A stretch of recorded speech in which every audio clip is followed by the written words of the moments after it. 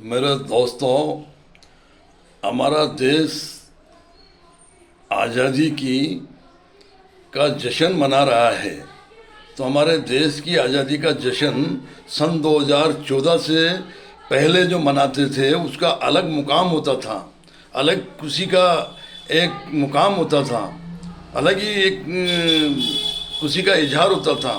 और सन 2014 के बाद से जो आज़ादी का जश्न मनाया जाता है तो वो सन 2014 से पहले वाली खुशी नहीं होती, क्योंकि देश सन 2014 के बाद से बर्बादी पे चल रहा है।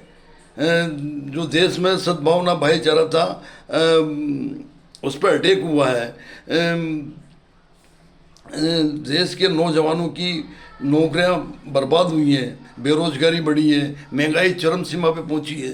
तो वो एक खुशी का इजहार नहीं है जो सन 2014 से पहले का था। और मेरे दोस्तों, आज़ादी की लड़ाई लड़ने वाले जो देश की आज़ादी की लड़ाई लड़ी, जिन्होंने देश के लिए कुर्बानियाँ दी, सैकड़ों हजारों लोगों ने लड़ाई लड़ी और देश के लिए कुर्बानी दी। 90 साल की लड़ाई चली और 15 अगस्त 1947 को देश आज़ाद हुआ। तो जो लोग आरएसएस के लोग जो आज़ादी की लड़ाई में सम्मिलित नहीं थे, इन्होंने बल्कि आज़ादी की लड़ाई लड़ने वालों के खिलाफ बयान दिए और अंग्रेज़ों के पक्ष में रहे। और देश आज़ाद होने के बाद जब ये भारतीय जनसंघ पार्टी बनी और उसके बाद भारतीय जनता पार्टी बनी, इन्होंने कभी हमारे राष्ट्र के झंडे के हाथ नहीं लगाया, इनके कार्यालय पे कभी झंडा नहीं फहराया। आज वो केंद्र की सत्ता में और कई राज्य में भी इनकी सरकार है भारतीय जनता पार्टी की।